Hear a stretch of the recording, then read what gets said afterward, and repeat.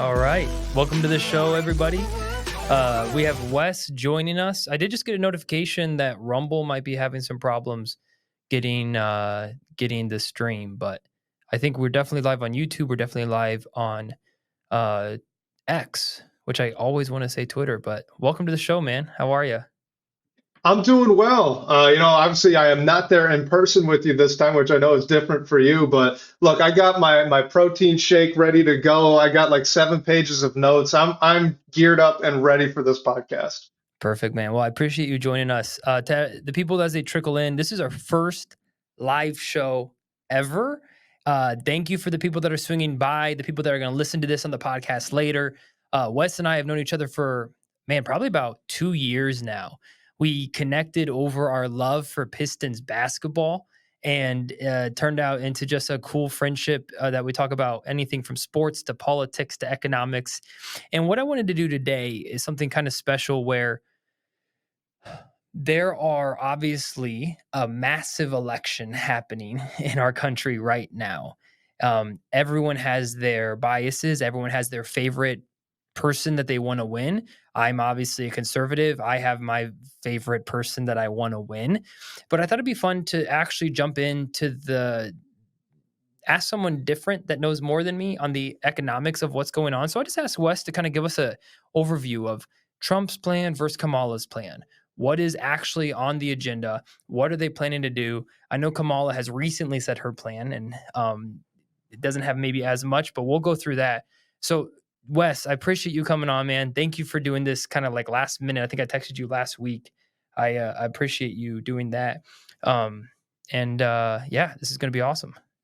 Yeah, I'm excited. Thanks for thinking of me to come on and just kind of talk some economics, which I always love to do. And actually, it's really funny that you mentioned that Harris kind of developed the plan later on. She absolutely did. She hasn't been talking about it out on the stump all that often until more recently. But what was really interesting was, in order to be fair, right? I'm really trying to just take what is published and what is given from both of these candidates. Uh, Kamala Harris has 81 pages of a detailed PDF outlining all of the steps, the things that she's advancing in her economic plan. And Donald Trump, at least on his website, the official campaign website, it just links to the Republican platform, which is only 16 pages and has a lot less detail. Now, obviously, at this point, Trump is a little bit of a more known commodity. I suspect that's where that's coming from. But in order to be fair to both, because Trump has said things that's not in this 16-page PDF. Harris has said things that is not in that 81-page note. For example, she talked about really going after price gouging very early on in her campaign. She walked that back publicly. It is in the PDF. So I am leaving it in my review of her economic plan for that reason, right? But I only bring that up to say, to be completely open, honest, and fair with both, I'm only discussing what they've published and what they've basically advertised as their economic plans at this point. And funny enough, Harris's is a lot more detailed, which I would not have guessed. Yeah, I mean, I think you're going to have a lot more sound bites of Trump talking about what he wants to do than Right. Harris will. But as far as actually published papers, Harris has more, which is very interesting. So, Wes, who would you like to start with? How would you like to do this? I'll kind of give this up to you. I know you have a review of both economic plans, and I'm just going to kind of leave the floor open for you. Well, I kind of wanted to spin it, actually. I was going to ask you where you wanted to start. But before we did that, I had really two very general takeaways from both of theirs. These were both things that I thought were actually problems with both of the economic plans. So we can just start off with a very simple one. Both Trump and Harris seem to want to pick winners as the government. And what I mean by that is, so for example, Kamala Harris's plan talks about subsidizing certain startups in a few different industry sectors. One of them shipping, another one's education, like childcare, things like that. It's very, very difficult for the government to actually give money to companies that are going to be successful eventually. You'd have to know ahead of time if those companies will be successful. Otherwise, you run a lot of risk as the government, as a taxpayer that's funding it. And then Trump does want to do a very similar thing. His, though, is more through tariffs, which just by definition are going to shift production to American manufacturing, for example, instead of foreign manufacturing. Again, we're running into a same problem of potentially malinvestment and kind of funky market signals that could get wires crossed within production processes, which I and many other economists would not be a fan of. So that was something that was oddly consistent between the both of them. And then the other one was just government debt. Neither of these plans will in any way address the government debt. Now, government debt and debt servicing in particular has been a larger and very quickly growing portion of the federal budget, which only means that the federal government is spending more of its revenue budget to pay off past debts. You're a conservative, so am I correct in saying that you are also not a fan of a growing government debt bill, You correct? are correct. You are very Okay. correct. Good, good. All right. So I'll just take like 2 minutes then to explain the economics behind why you're absolutely right in that opinion. It's basically a snowball. Okay. So if you keep kicking that can down the road, it just gets larger, it picks up steam. You're paying interest on all of these essentially bonds that are sold out to individuals. Those are, from the government's perspective, loans that they're getting from the American people. The only way those loans are valuable is if they're repaid in real terms. Now, what we mean by that in economics is we mean that they track with inflation. So if I were to give you a loan and inflation outpaces my return on the other end of that loan, I really don't want to give you another loan now after this, right? So in order for those bonds to keep being a viable source of government revenue, they need to be repaid in the future at an amount that is equal to that total of the bond plus whatever inflation change. Because the bond is basically advertised as, look, you're not going to make a ton of money off of it, but it's stable and it's going to be consistent and reliable no matter what. So if it's suddenly not, that's a big problem. The other end of it is if the government raises the budget, they can't get enough from their bond financing and they don't want to raise taxes because politicians are obviously adverse to raising taxes. Nobody really likes that. If a politician goes out and says, I want to raise your taxes, you generally aren't going to vote for him. So politicians in Congress, they don't like raising taxes in general. That leaves it over to the Federal Reserve, the central bank. What they could do is print more money to pay off the debt, but that raises inflation, which also makes the Well, that's current what we've been bonds that are doing. in circulation. Yeah, that is what they've been doing. And the trick with I that mean, too is ever that since that's what COVID. makes current bonds more difficult to pay in the future. Right now, the inflation is going up. I'm going to have to pay a percent more on those current bonds than I otherwise would have if I had not done the printing. So, yeah, there's just no winning unless you generate more revenue and cut back on spending for the government budget. But yeah, go ahead. Sorry. So let's talk about taxes. I think a lot of the people that are going to be voting are wondering what's happening to me. I know that very Yep. common in the leftist space is we're going to tax the rich to give to the poor, and a common thing that Kamala has said is that Trump is going to raise taxes for middle class families. That is what she said repeatedly. Is Mhm. that true? Is Trump's economic plan that you found to raise taxes on the middle class family?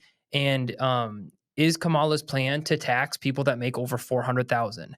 That was a question that CNN asked her just the other day, and she didn't answer the question.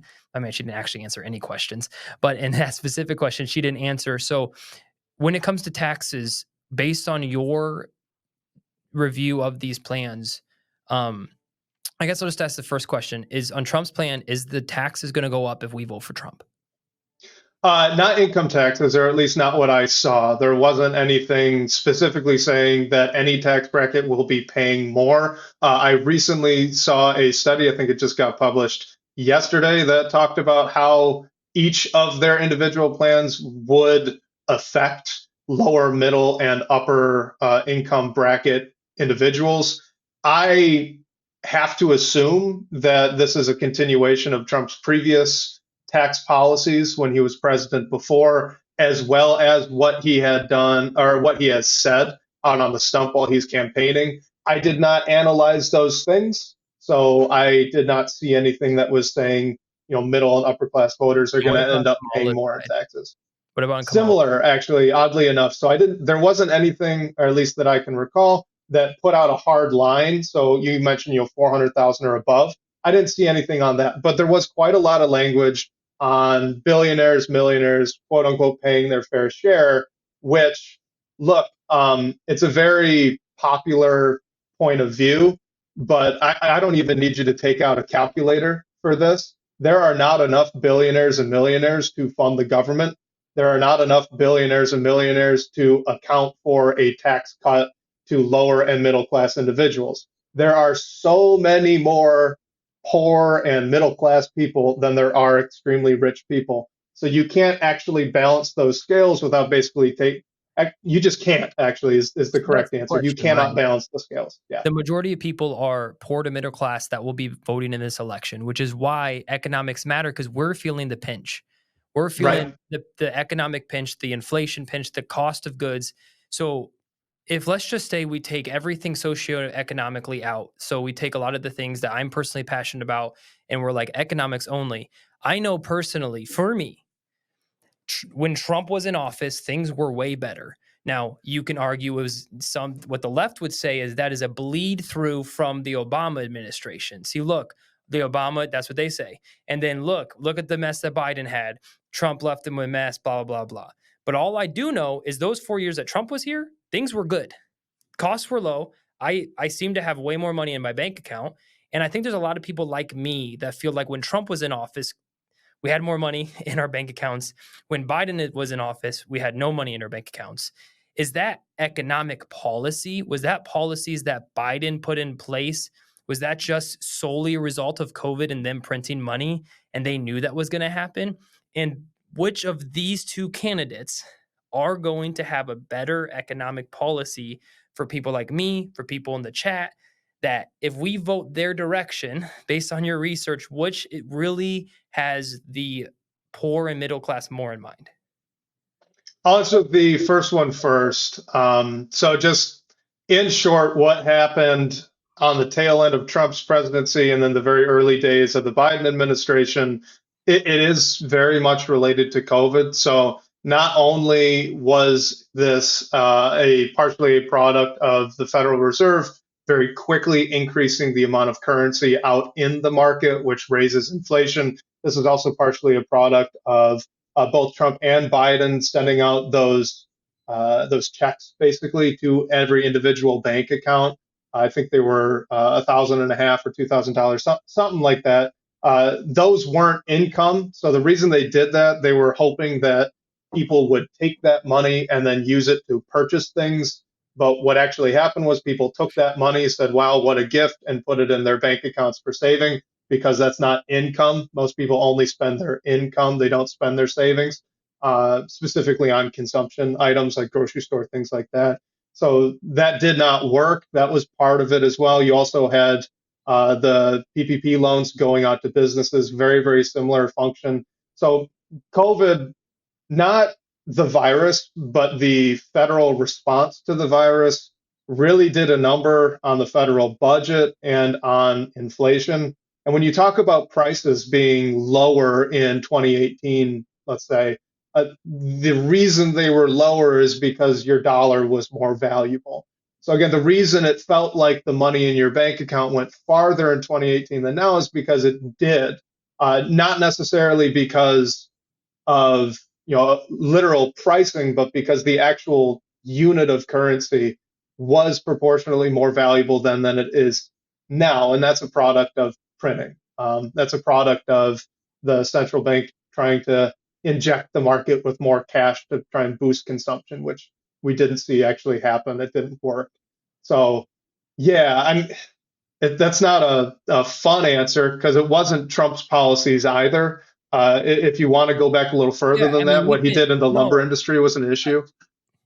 right. I'm more concerned about moving forward. We know that there's a problem with inflation. We all Yep. feel it. What I think we all want to know is whose policy is going to help us get out of this.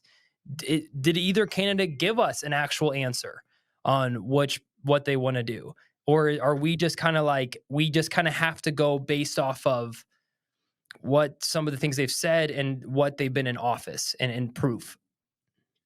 So, from my perspective, I think a good place to start there is just quite literally on why printing causes more inflation. So, inflation as a theoretical concept, it is the devaluation of a unit of currency. Okay. The way that we track that is by measuring prices. We measure aggregate or average prices through the CPI, which is a like 80,000 unit basket of goods. It's really a massive data set, what have you. So that's what inflation is. That's why it's important, right? But I think because of that, we see some misconceptions in both of these plans. So if you really want inflation to go down, what we need is the government debt to decrease so that the government does not feel the need to either sell more bonds, which kick that can down the road, or ask the Fed to print more money to finance their debt, right? We essentially need a period of time where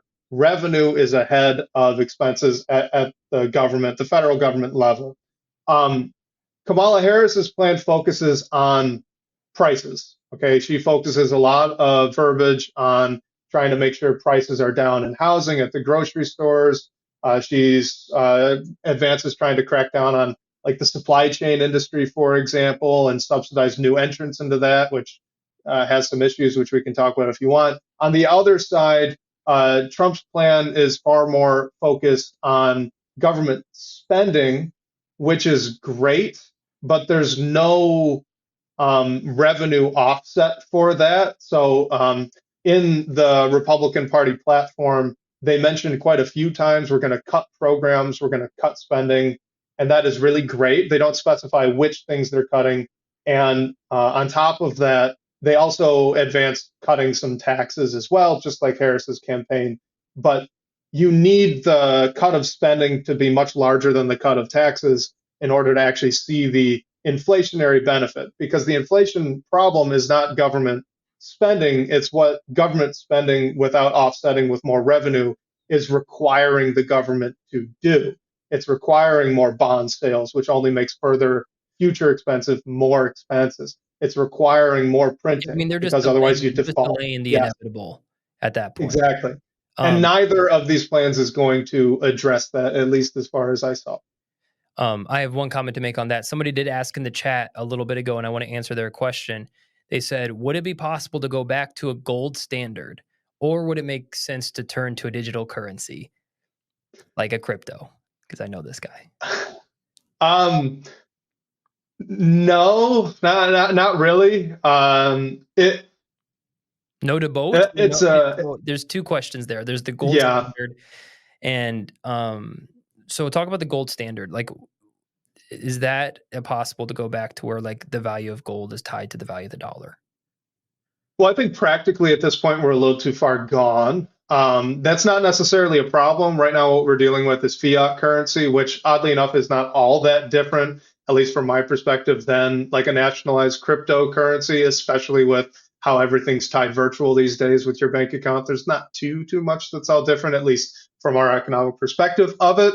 Um, the gold standard was more effective at curtailing inflation, not because the money was tied to the value of gold that was actually in the reserve, but because it was a hard limit on the actual value of money that could be out in the market at a given period of time, if that little nuanced difference makes sense. So there actually is a positive demand for currency in the US and across the world right now because the economy is growing.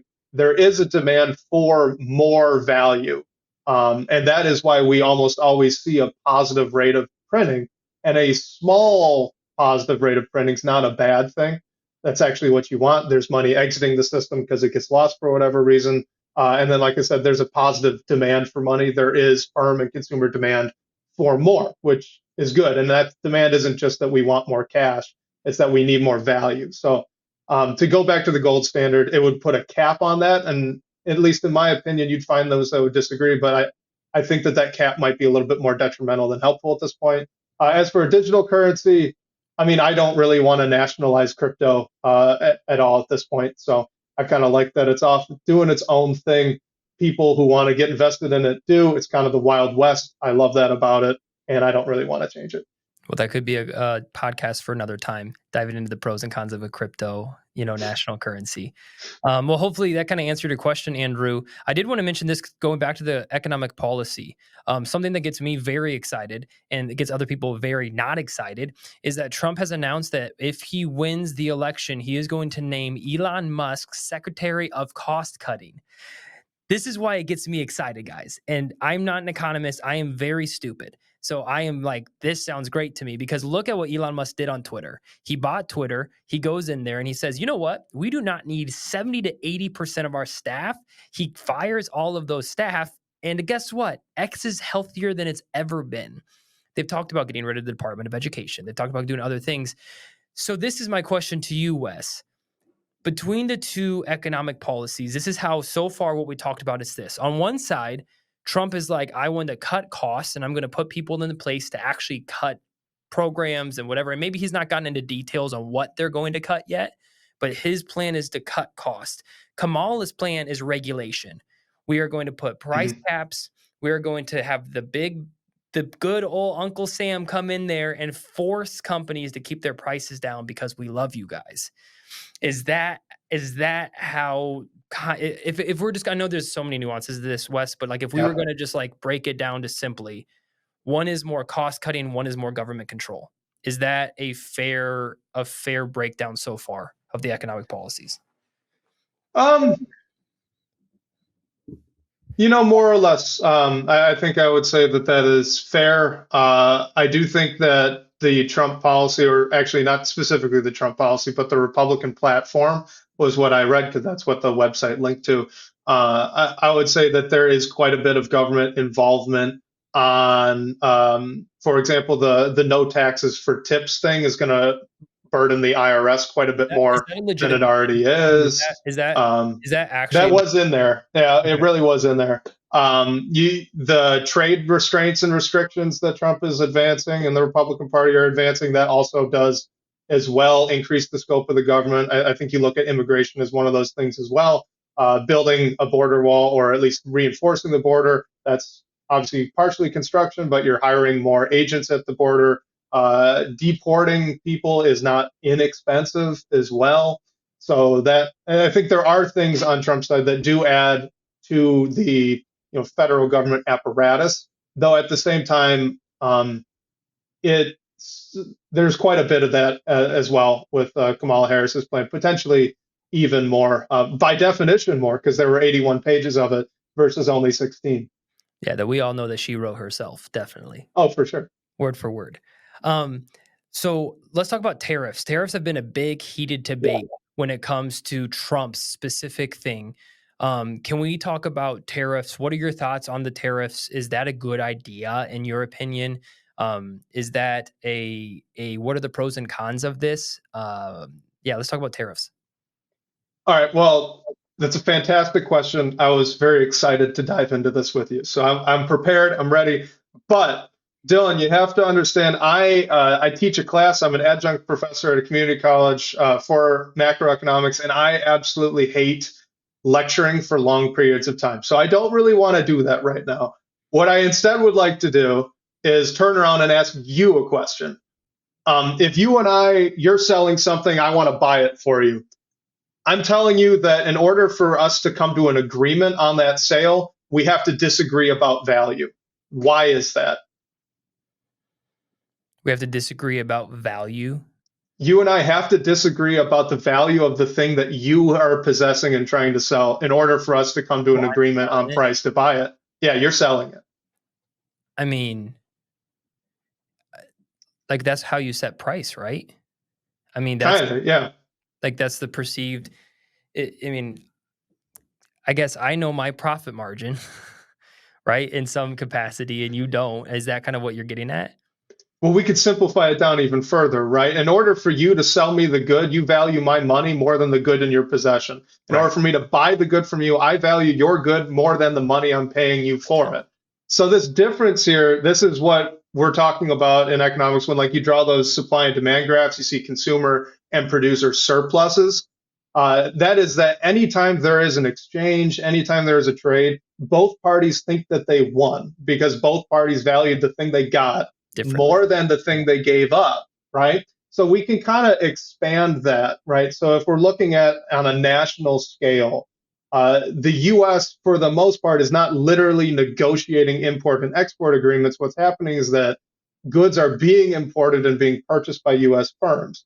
So those US firms that are purchasing the imported goods, they're agreeing on a price. They think that the good that they're getting for the price is more valuable than the price they paid, vice versa for the other side, right? Flip it as well. US firms that are exporting goods are selling it for a price because they value that cash more so than the good that they are selling. Everyone's getting the most amount of possible value generation, value creation here that there could be. Everyone is essentially maximizing that out. Now, if we talked about like price caps earlier, right?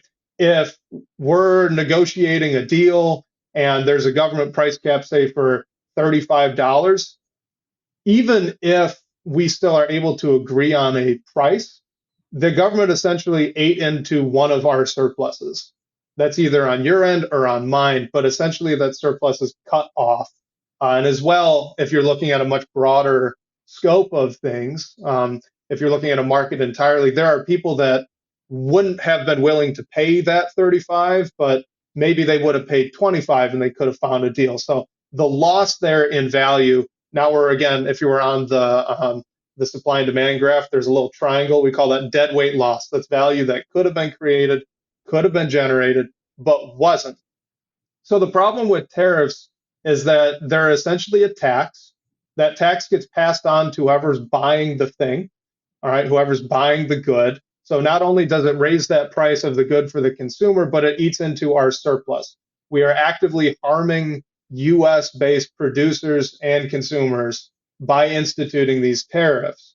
And then on the other end, if, say, China were practicing unfair trade and we were practicing fair trade. This is an argument that I hear quite a bit, right? They're getting more, I guess, margin on these trades that are being made, on their imports, on their exports, than we are. So we need to institute some tariffs to make it more fair. But the problem is that once you understand some of this Econ 101 stuff, you understand that China is actually hurting themselves. So the analogy I like to make is if you and I were in a boxing match and I saw you cut off your right arm before the match, my response isn't, hey, no fair. Now I need to cut off my arm too. Like we're not competing in hurting each other at the moment. Right. That would be silly. That would just be silly to do. So So just what's the because purpose? another country's doing it doesn't mean that we should. What's that? So what's the purpose? What are they saying is the reason that they want to do these tariffs? So Trump and the Republican Party are essentially, it's a similar argument that's being made for Kamala Harris and the Democrats on taxing billionaires and millionaires more. They're essentially saying, hey, we can lower your income taxes. We're going to institute these tariffs, and the tariffs are going to make up more than make up for the revenue lost to the government.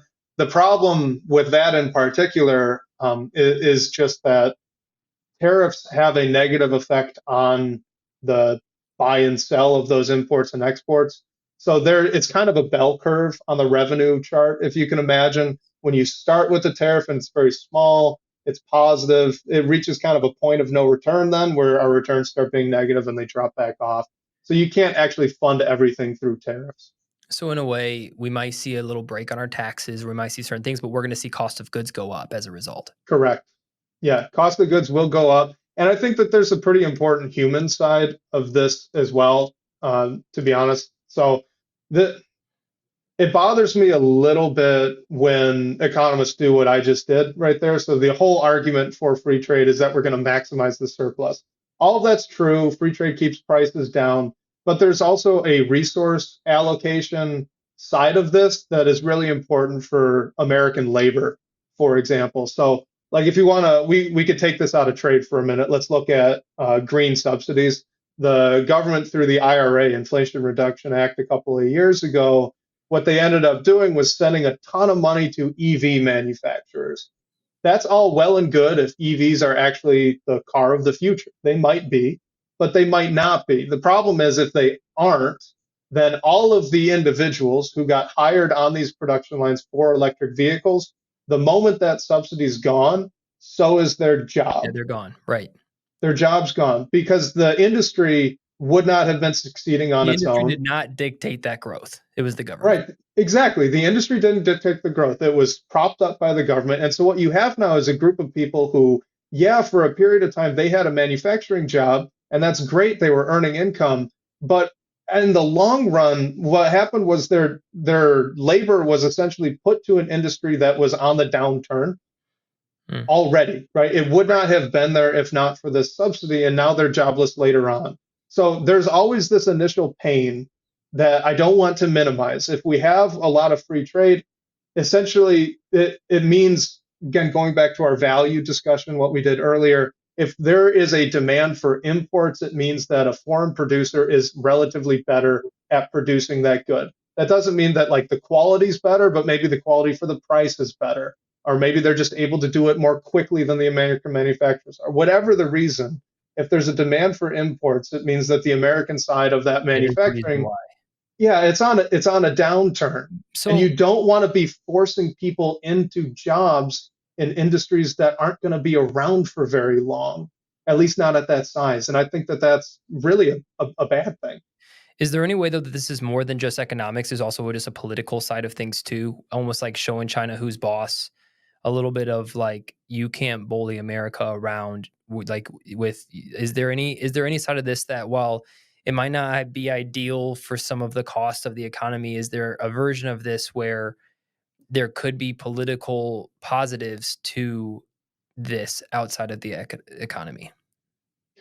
Well, I think narratively, protectionism is always really popular with American voters. That's been the case for a very, very long time. I mean, you could go back to the 70s and 80s and the big push to buy American-made vehicles, and there are still people like in Detroit, Michigan, that like absolutely will never buy a foreign car, even Right. though in many ways, or not in many ways, but in certain situations at certain price brackets, that's the better car. You should probably buy the foreign car.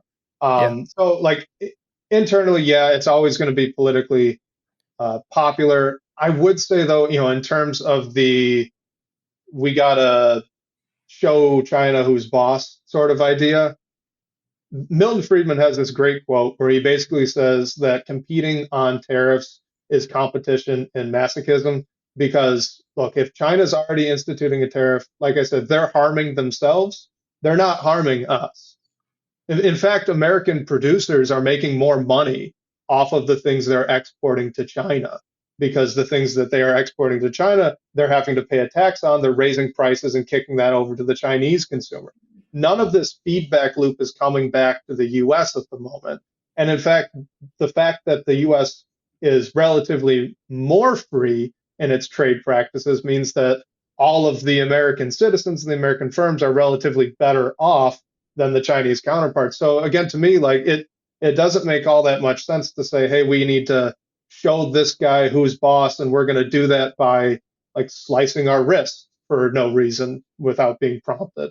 It's competition in self injury, and I don't think that that's Just doesn't make yeah, doesn't yeah, make it sense. just really doesn't make much sense at all. Well, then let's talk about I feel like everyone in this election is just like the lesser of two evils, right? A lot of people feel like that. Yeah, So let's talk about Kamala. We talked about a little bit about Trump's tariffs and about his idea of cutting costs, which I'm 100% behind. I might be in the minority in the chat. You guys can let me know, chat. Let me know. Um, do you like the idea of Trump appointing Elon Musk to the Secretary of Cost Cutting? Let me know if you like that idea.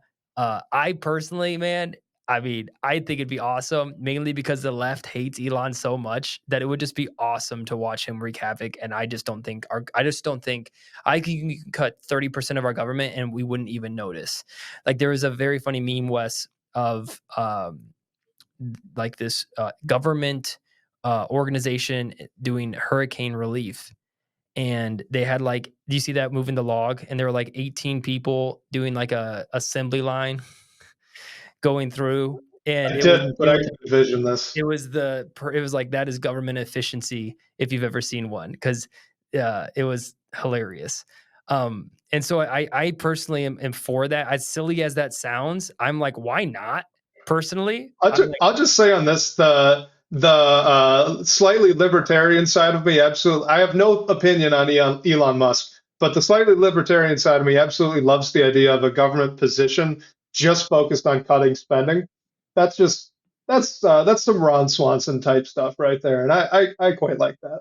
absolutely. I mean, there's like, and like I said, like everyone said that Twitter was going to fail. He fired 70% of the staff, and it's bigger than it's ever been. I can guarantee we're in the same spot with our government where you could get rid of, I bet you could get rid of, and I'm not talking about military, I'm talking about programs.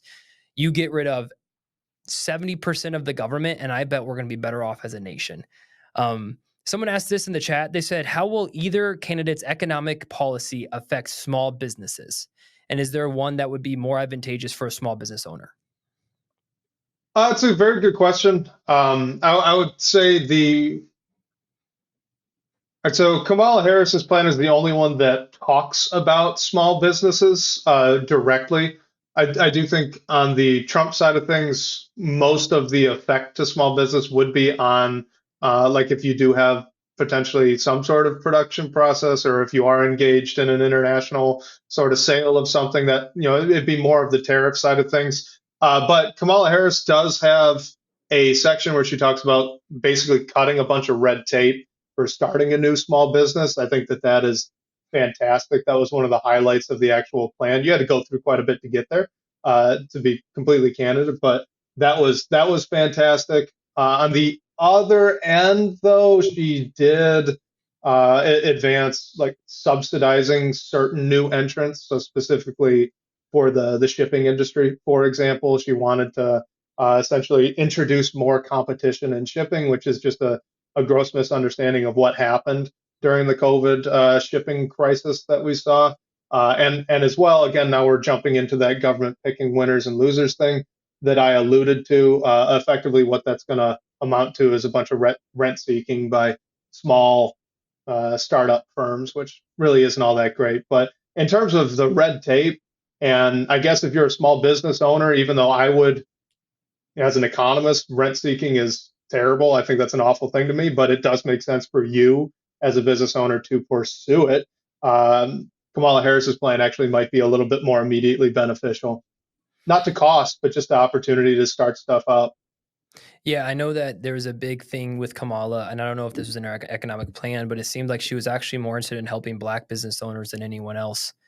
Did she mention that in the plan at all, or is that just something that she was talking about? Because she had this very large interview where she was just everything about her economic plan for small businesses was helping exclusively minorities and having special plans for minority business owners. And it seemed like her, based on what she was saying, in between her cackles, was that she was more interested in helping minority small businesses than small businesses as a whole. Did you see that throughout the economic plan, or was that just more as her talking points, trying to gather votes?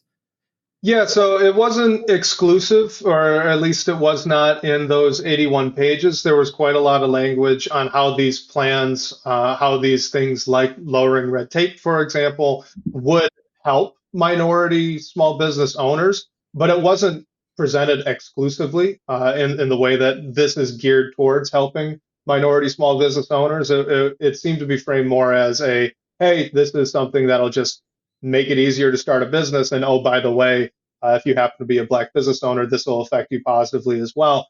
And then what I'd say to, I guess that quote that you're referencing, again, we're going into a little bit of that picking winners and losers thing. So if the government has to be subsidizing things, it should be subsidizing ideally things that are going to be successful and would have been successful anyway. If Right. economists like myself were in any way proficient at beforehand selecting which new companies were going to be successful, I would be a very rich man right now, and I am not. So it's generally just not a great idea. So if you had to summarize, we're going to get to more of a Q&A time here in a second, and I'm going to give you a little bit more opportunity to share something. Is there anything else that you thought would be really helpful to throw on the episode? Because I'm going to be able to cut up this episode and release these clips and different things. Is there any specific parts of Trump's or Kamala's plan that you think are massively detrimental that we should know, or really good?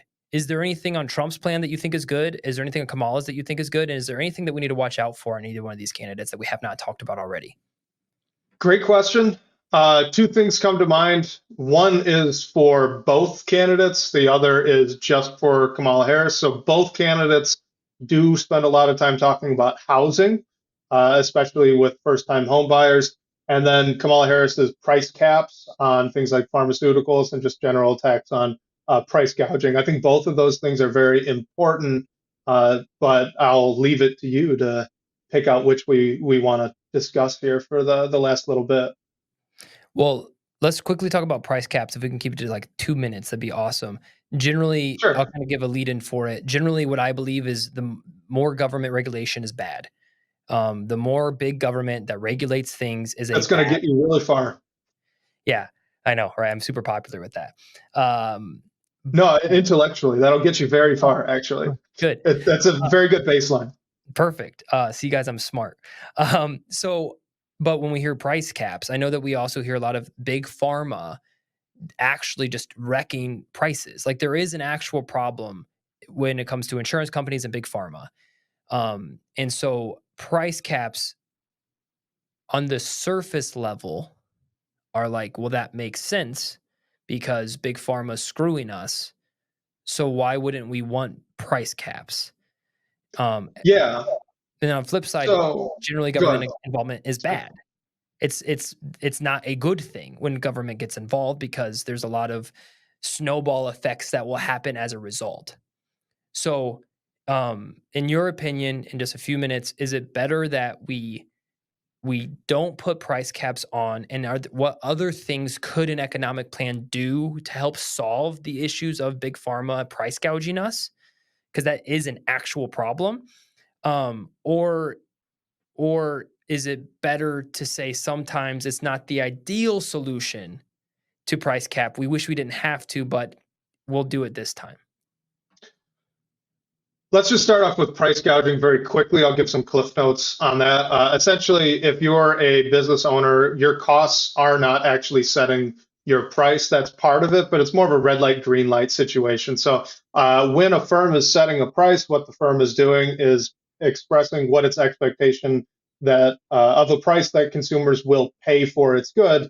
The red light, green light now side of this is if my expectation is that I can make money doing that, being that the price I think consumers are willing to pay for this is above my costs, Mm. then I will go ahead and produce the good. If not, then I won't. So because the actual end price is not actually tied in that way to costs, it's not actually tied to profit margins per se. It's very subjective in that way.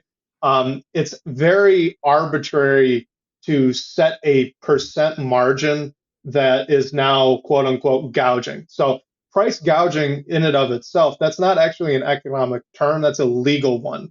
In economics, we have surge pricing, which is a temporary increase to prices in times and periods of very short supply. That's only put in place to force some short-term rationing until more supply shows up. The assumption, of course, is that more supply shows up and prices do drop back down. This happens frequently in like disaster scenarios for water bottles, things like that. Not that that's popular, but that's generally a good thing. Price gouging is something entirely separate. The problem with price gouging is that, like I said, we can't actually identify when the price is quote unquote too high. It just kind of makes people feel good. And so they like to attack it.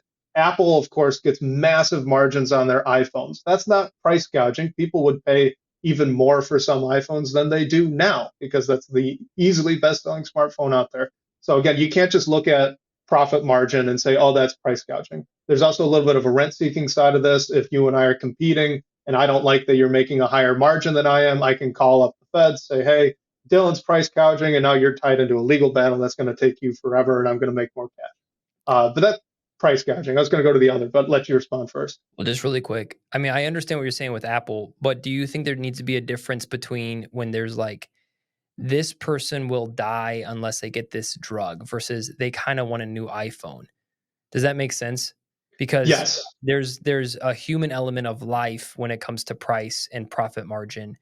And then there's the one that's just kind of like, here's a electronic that I set my profit margin, and if you want to buy it, you can. And I feel like those aren't those aren't apples to apples. No, they're not. They're not. And so let's talk about pharmaceuticals then, because that's directly to the point of this question. As an example, let's look at insulin. So the insulin market in the U.S., it is very restrictive to research and produce insulin. It's very costly to do.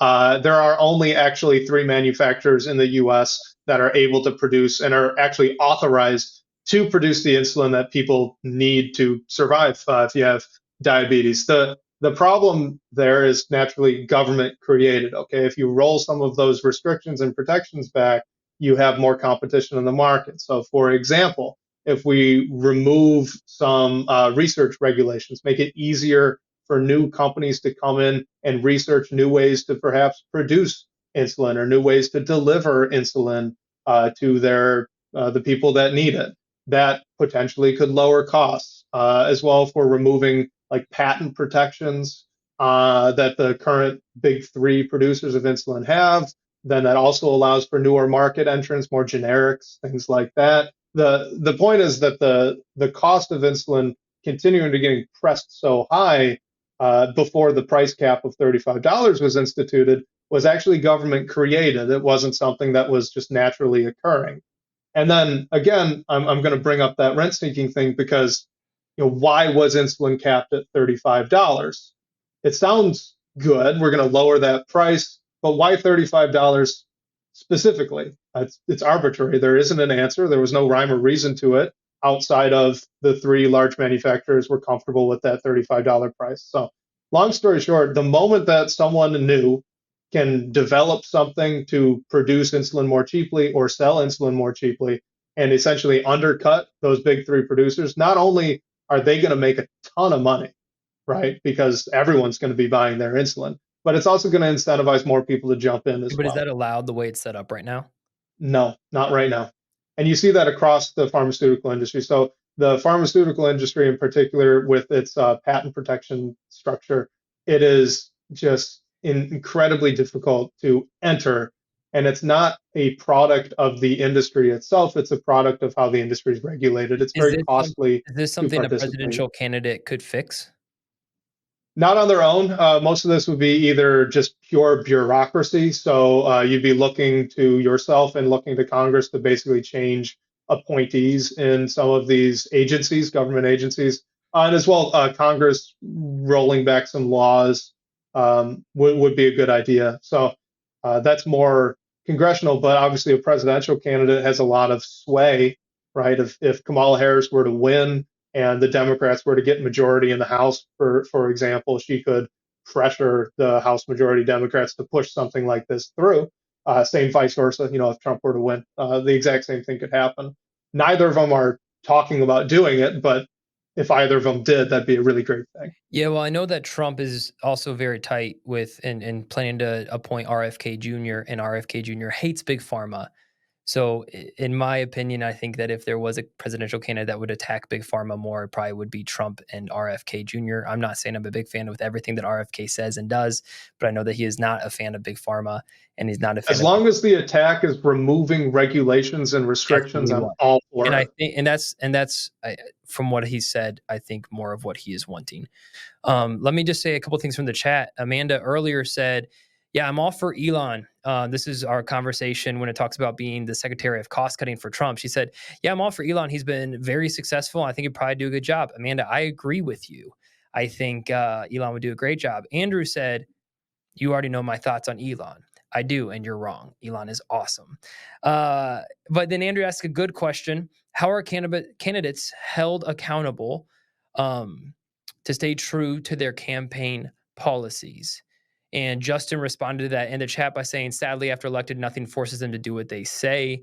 I think we have seen constantly a lot of lying that does happen to get votes, to get in there.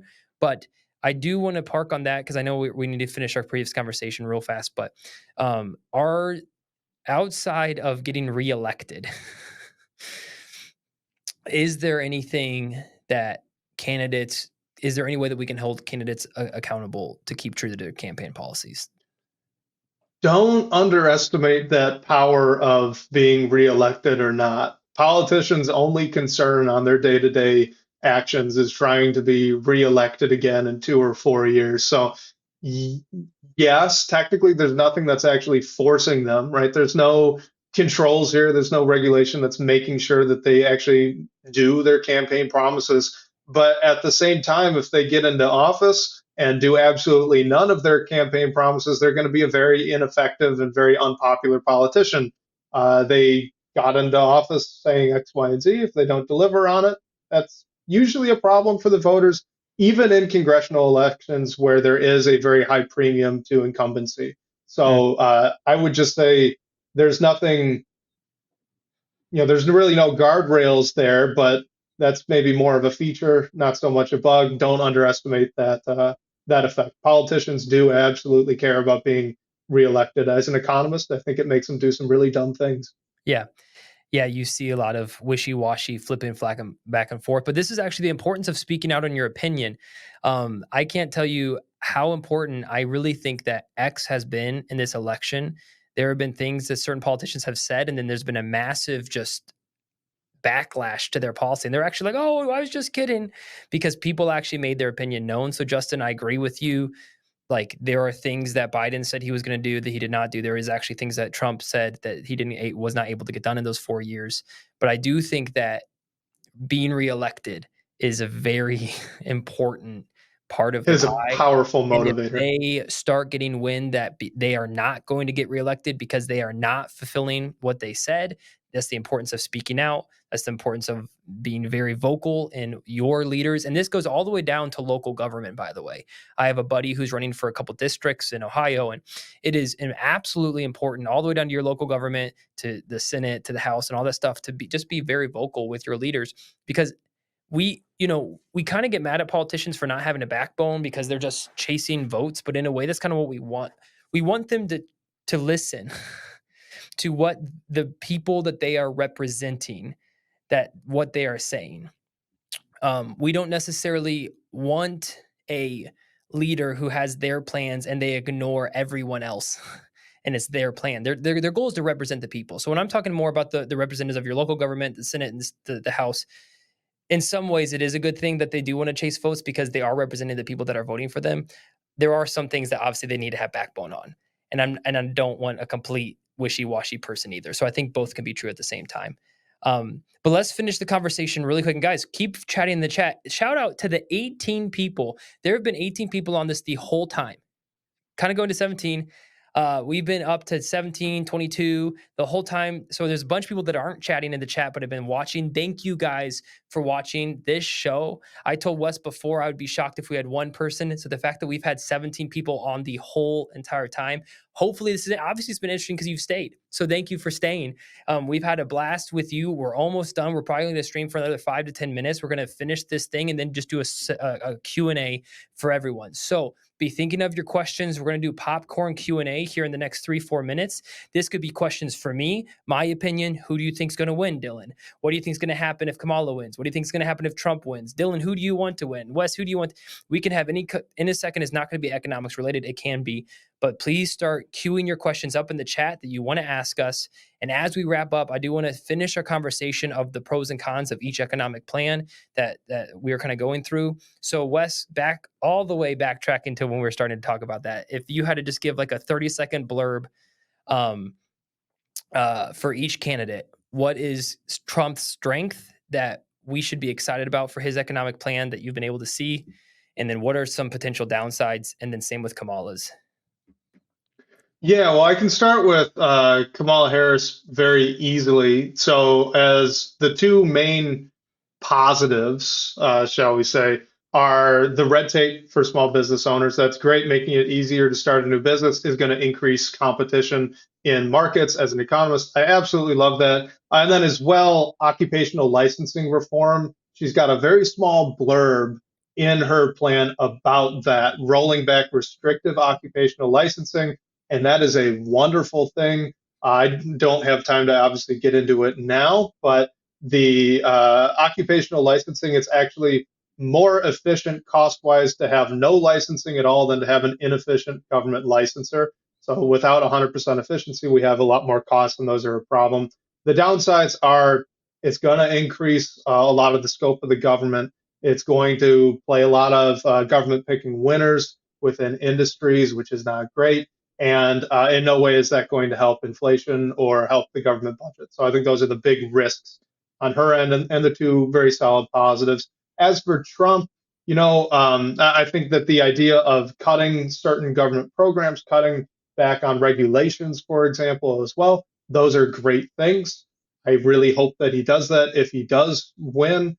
But some negatives, actually, no tax on tips for both candidates. That's a negative. We don't need to get into all the nitty gritty as to why, but that's not fantastic, and that goes as a negative to both of them. Trump's not going to fix the inflation. He's not going to fix the government budget either. And I do think that tariffs are a very, very strong negative here that are just, it's unfortunately a very, very much so a feature of the entire program. At the end of the day, going through that 16-page PDF, I think it gets mentioned. Tariffs and immigration reforms to those two things get mentioned on almost every single page. So unfortunately, the unfortunate for Trump that the decreases in regulation and government agency spendings can't are more than offset essentially by those negatives. And same for Kamala, those dropping back red tape, some occupational licensing reform. I'm a huge fan of those things, and then the rest of it is just not very good. Perfect. Well, guys, you heard from Wes. Wes is, thank you, man. That was incredible. There's a couple questions in the chat that we're going to move towards. And I do think, guys, what I wanted to share just remind you guys of is this. The reason I love Wes is Wes does a really good job of being unbiased and looking the data for the data. And we talking specifically about economics. We're not talking about socioeconomics. We're not talking about how other things that really do matter when you vote. And there are, I think it's a very healthy thing to look at your candidate and say, this is not ideal. And you should be able to say, I wish this was different. And that's an okay thing to say. What actually pisses me off more than anything is when people say that they're unbiased and then they say the most biased thing possible. And so I wanted to have someone in here that at least does his best to look at the data, be unbiased with the data, and present the data. And now it's up to you guys to say what's more important to you. What do you think is helpful? So thank you, man. I really appreciate how you tackle this subject matter. And it's always really good and deep. And my brain is always spinning to just like follow, like it's just so good. And you do a good job keeping it simple. So I appreciate that, man. Thank you so much, man. I really appreciate it. That was very kind of you. So thank you. You're welcome. Let's jump into the first question. Justin says, my question for both of you would be your thoughts after November 5th. How long do you think it will be until we get an answer on who won the presidency, with all the states not having the same due date for the ballots? I'll answer this first, and then Wes, you might be able to give you a chance as well. Arizona yesterday, the day before, said that it might take them up to 2 weeks to count all of the votes. In Michigan, Governor Whitmer a few weeks ago said that she would in no circumstances recount votes. So the answer to your question, Justin, is I have no idea. I think, in my personal opinion, I think we're going to get a result election night and going into the next morning. I think they're going to announce the winner. And I think both parties are going to raise hell trying to make sure that was the actual person, make sure all the votes are in. I think it might be up to 2 weeks because that is, from what I've heard, that's the longest state that said that there's going to be a recount. Do you have anything to add on that, Wes? Yeah, I agree. It's not going to be on November 5th. In fact, I really, just personally, I wish that all the news shows and all the newspapers wouldn't call the election until at least maybe a week, maybe even 2 weeks, if Arizona's projection is correct, are actually passed. Look, we're not going to know. The problem is that there are quite a bit of mail-in ballots. A lot of them have already been submitted. But more than a few states actually have restrictions on how many mail-in ballots you can count beforehand. And just because of that, it's going to take some time to get everything kind of through the pipe, so to speak. So, yeah, we're not going to know right away. It'll probably take a couple of days. And just for the sake of not having chaos, I really wish that, CNN, Fox, CBS just didn't call it. Just leave it open, tell everyone we're not going to know until Sunday, and then just wait and see because we're not going to know. We're not going to know. Yeah, I think right now the answer is 2 weeks, because that is what we've been told is the longest state, at least announcing how long it's going to take. Why it takes so long, I have no idea why it will take so long. It's Um, self-enforced. They're restricting themselves from counting a lot of these ballots, and it just gets messy. And it's all by hand, of course, too. It's yeah, it's people a don't. mess. It's messy. Yeah, I got to ask this question on Twitter the other day: is do you think the left will cheat?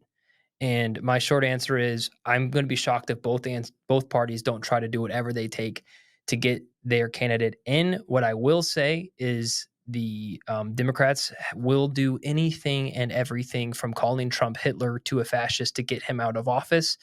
So, do I think that there might be some weird things happening? I do, but I do think that's why it's important to go and vote, do your job, and we can ignore the whole economic thing as if your vote matters, Wes, from our conversation. Remember that earlier this year. But if you can't cheat the mass, and so if the mass moves, I don't think it's going to matter what party does what. Um, so Amanda asked this question: do you think that we've already had the October surprise, or it's coming still? I asked for some context, and she says, I believe the 2020 election was the Biden laptop or something similar to that. Do you think that we have more surprises coming in the election season, Wes? Man, I want to say no, but this has been a wild ride so far. I don't know why it wouldn't be any different over this next week and a half. A wild card, of course, is what's going on with Israel in the Middle East. If Netanyahu wants to fire some rockets somewhere else, declare war, I mean that's a big surprise. That would be poor timing, I think, for Kamala Harris if that were to happen. Then I mean, you could try to spin it. Maybe that's poor timing for Trump as well, but it feels narratively that that may have more of an impact on her than on him. Just in terms of other things, it's a surprise. So I don't know what it could be outside of that, but I don't know. Maybe, Yeah. maybe. I think you're going to see a lot of things that people try to make surprises that are not surprises. They try to turn them into stories that they're nothing. They're just full of hot air. You have one the other day that there's a video that said Trump groping a minor, and they tried to just say this random video that no one has and no one's found, and it was actually just a video of a kid holding Trump holding his own granddaughter and kissing her on the cheek. And so you're going to see these headlines that are just nasty headlines that are doing everything they can to just sway an uninformed voter. So, Amanda, to answer your question, I think there's going to be a lot of October surprises that people hope they hit that are going to be story spun way out of proportion. And I hope there's nothing insane that just shatters American public even more than it already is. I think right now, the American public has a good idea on both candidates and both parties and what they represent.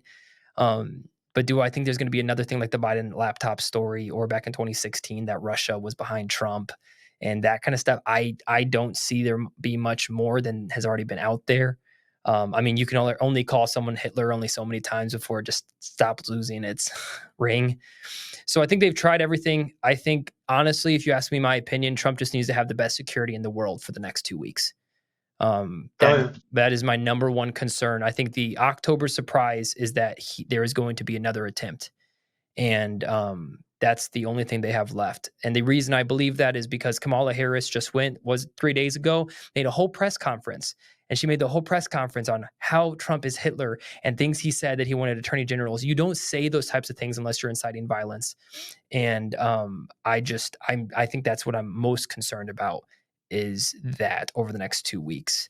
Amanda said, "Yeah, I agree with you on that. I think the potential for war is definitely a possibility, and it wouldn't be too surprisingly honest on that point." I agree. I actually talked about this last night on the Conspiracy Pilled podcast. Um, I think whoever wins on either side, there is going to be a lot of anger and resentment. I think the left has been characterized by groups like Antifa, groups like BLM. They do a lot Real more. quick, Dylan. I think she's talking about the war in the Middle East with Oh, gotcha. Israel Okay, and cool. surrounding areas. You can I continue on, still but think there's going to be I war wanted to here. throw that Okay, in. good. That's actually a good point. Uh, Well, I'll keep going with my thing. I think there's actually a big issue on either candidate here in the States.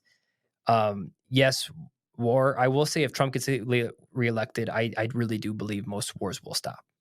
I really do believe that. You can call me a Trumper, which I'm not. I'm just going back based off his track record, and his track record has been pretty dang good when it comes to wars.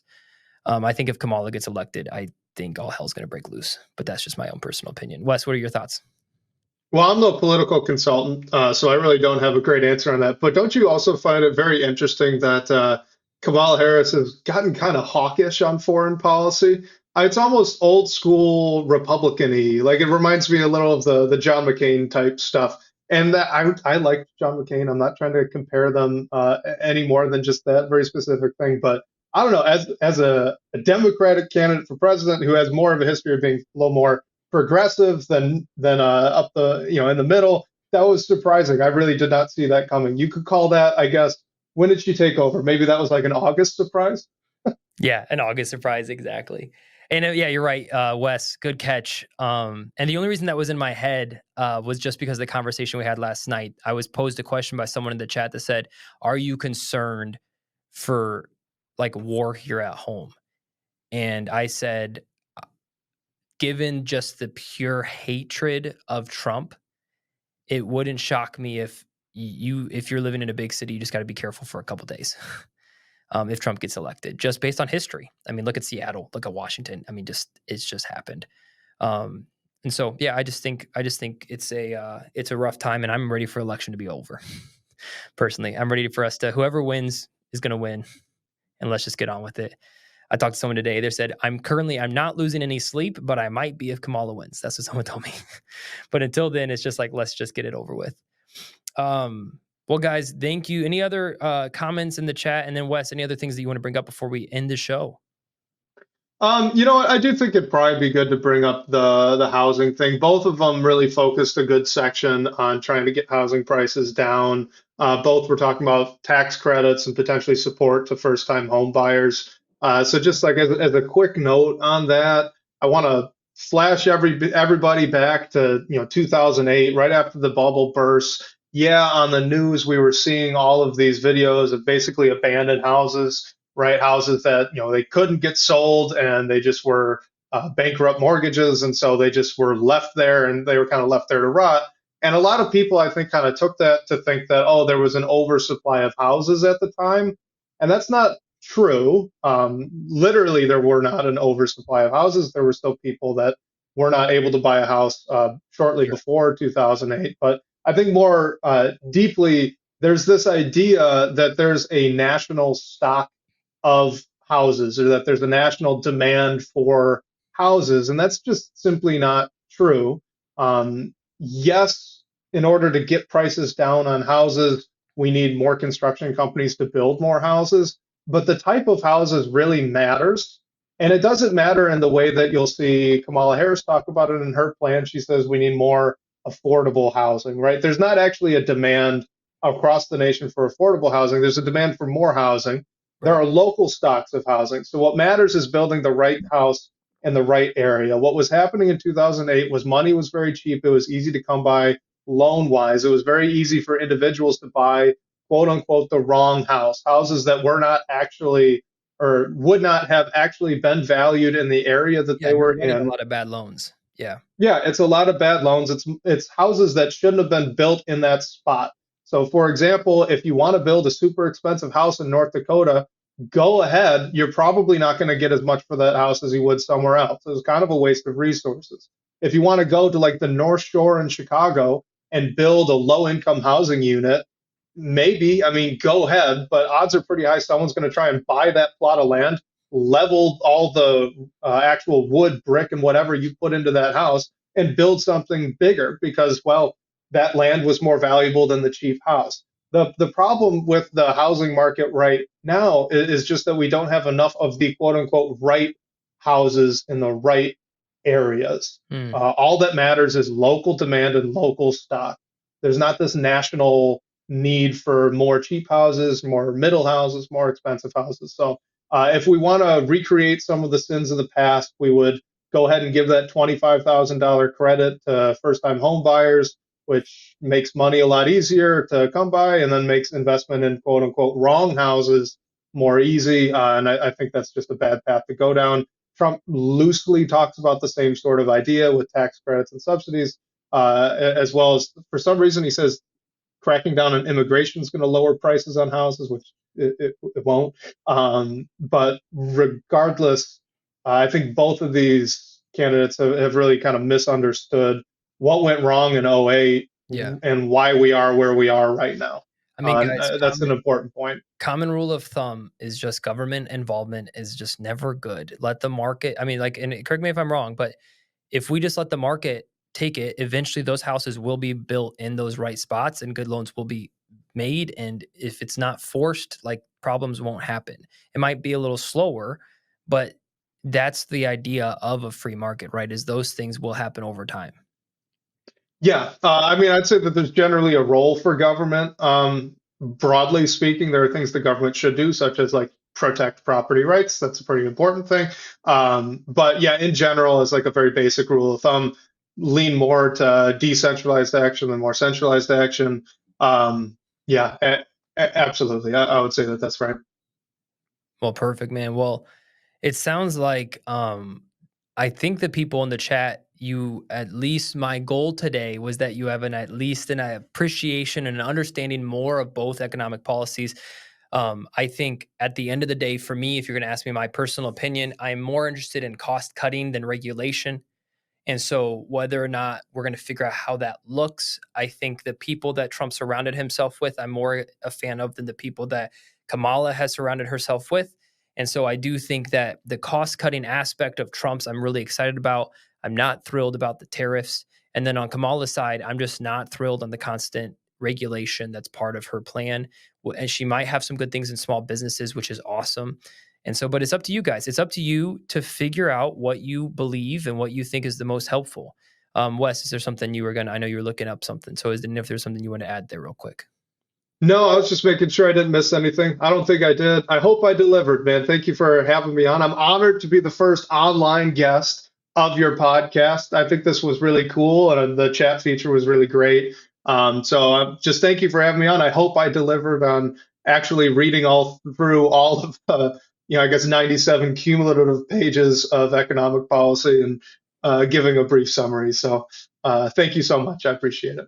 Yeah, I appreciate it, man. And I'm telling you, there's just something good to even know more about your own candidate. Like, obviously, I'm planning to vote for Trump, and that's something that I don't love everything about Trump. I don't love anything about Kamala, and so that's a pretty simple thing for me. But even like knowing the downsides of your candidate is a very good thing to do. No one wants blind sheep voters, guys. Like, nobody wants the people that pretend your candidate is sent from heaven and perfect. So there's actually a good thing to be like, I actually have a problem with this. I wish my candidate wouldn't do this. That's a good thing to happen. That's how we learn. That's how we grow. So there's no problem to admit that your candidate is not perfect and doesn't have everything right, because that's just how we learn. And that's a good thing to admit. I think sometimes we get stuck in this like American politics where whoever you're at, the left will be like Kamala's plan is perfect and has no flaws. The right will say Trump's plan is perfect and has no flaws. And that's just not the reality we live in. The question is what in the grander scope of things is going to be most beneficial. There's going to be some hits, there's going to be some misses. So I appreciate you, man. This was really, really exciting. I do want to turn to the chat real quick, and everyone that's listening later.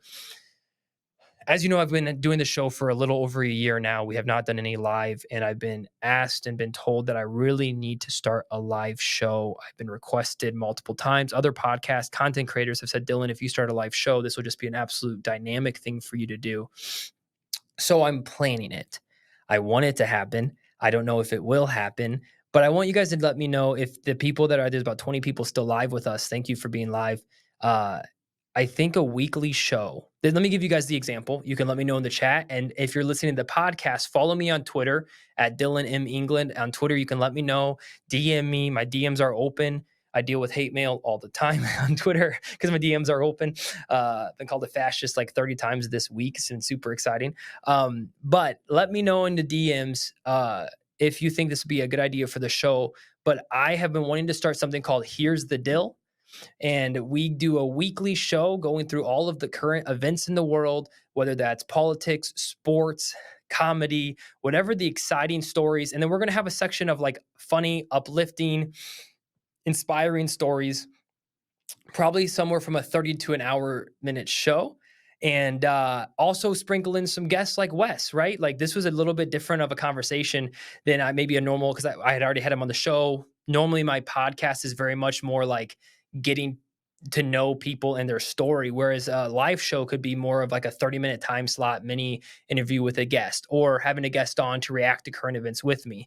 If you guys think that would be something that you'd enjoy watching, you think it'd be something that you'd like to tune in, let me know in the comments of this video as you guys rewatch it. Let me know, DM me on Twitter, Instagram, Facebook, whatever.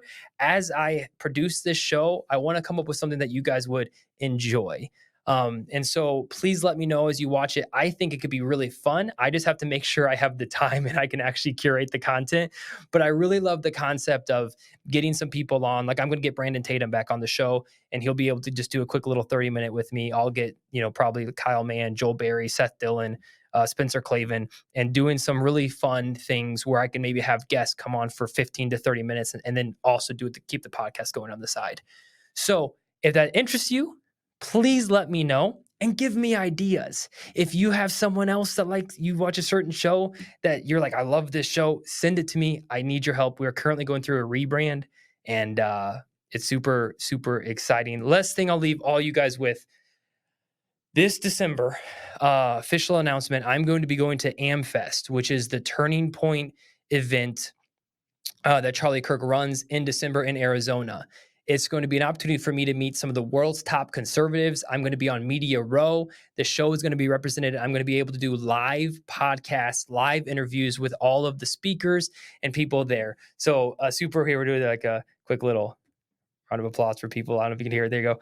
And so that's going to be happening this December 18th through the 21st. I will be in Arizona. So if anyone that's listening to this will be in Arizona, please come and see me. But you're going to want to follow me on Twitter if you're currently not following me on Twitter, because that is where all of our live updates are going to be. Twitter moving forward is pretty much replacing Instagram for all of our announcements. Everything that you want to know about that, we're going to be doing live on our Twitter from that. So make sure you're following me on Twitter if you're currently not, because that's where all the live announcements are going to be. So please subscribe. We have very exciting things happening on this show. Wes, you are the guy that got to kind of cue this off. And considering we've had like 20 people on this whole time, I kind of feel like this is a massive success. I was thrilled that we've had the audience that we have. Did the people watching, please, I hope you enjoy it. And Wes, I'm going to give you an opportunity to give any final thoughts. Any plugs? What plugs do you have, brother? Well, yeah, I don't have any final thoughts other than just again, thank you. I thought this was a lot of fun. I like diving into stuff like this. So it was a great time for me. And I appreciate just the ask. Like you said, you asked me, I think it was last Saturday. So we didn't even have a week to plan this up. But it was a lot of fun. I think it worked really well. I think you should do that live show. I think a lot of people would like that. But in terms of plugs, yeah, you can follow me on Twitter. So if you want more basketball kind of Pistons stuff, that would be at the Real West D3. I host a podcast discussing Pistons basketball. NBA season just started up. I also produce a separate podcast as well. If you want more of the economic side of things, then econ_Davenport. That's where you could find me on Twitter. That's just the blog that I run called Davenport Economics. On top of that, I do have fairly exciting news. I do have a research paper that'll be published in the spring. It's going through peer review right now, but that paper will be published in the Journal for Law, Economics, and Policy. It's discussing some of the transaction costs of local zoning. If you're into very academic style research papers, then go ahead and give that a read when it does get published. If not, then I guess just give me a little pat on the back because I'm kind of proud of that one. Dude, congratulations on the paper. I will be putting on my Twitter links to all your stuff and also in the links of this video. So make sure you guys go to the description of this video. Follow Wes, read his paper if that interests you. If not, subscribe to his newsletter at Davenport Economics. He sends out pretty frequent newsletters on the state of the economy. Very interesting read, short, sweet, to the point. And so I'd recommend doing that as well. Well, guys, we're going to end the show Thank you guys, everyone, for coming by. Thank you for supporting the show. I really appreciate it. Before we leave, I got to shout out my sponsor, Cool Beans Coffee Brewery. I'm drinking it right now. Let's see if we can get it in focus. Aha. If you love coffee, you will love this blend. It's a low acid coffee blend called our broadcast brew. It's some of the best coffee I've ever had in the world. It's air roasted. It's delicious. And make sure you go to Google Cool Beans Coffee Brewery in Michigan. Go to their website, look for the broadcast brew. Every bag that's purchased supports the show. So if it's a win-win, you get to support the show and you get the best coffee in the world. So who wouldn't want to do that? And obviously, I got to pin him on his comment. It's so good. Yes, it is. All right, guys. Thank you all for coming back to the Dillon England show. We'll see you guys. Who knows? Maybe I'll live stream next week. Please follow me on Twitter. Let me know ideas for the show. Wes, thank you, brother. And we'll see you guys in the next one.